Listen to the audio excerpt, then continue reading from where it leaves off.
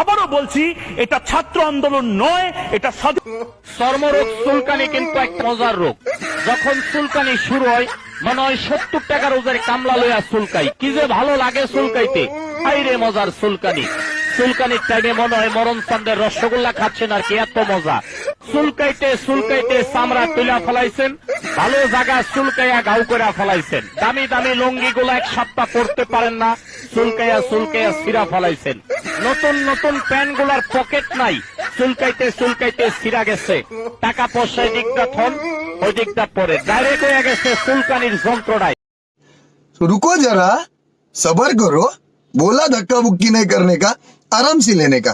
हाँ, কোথায় গুলি মারবে দেখুন অবস্থা।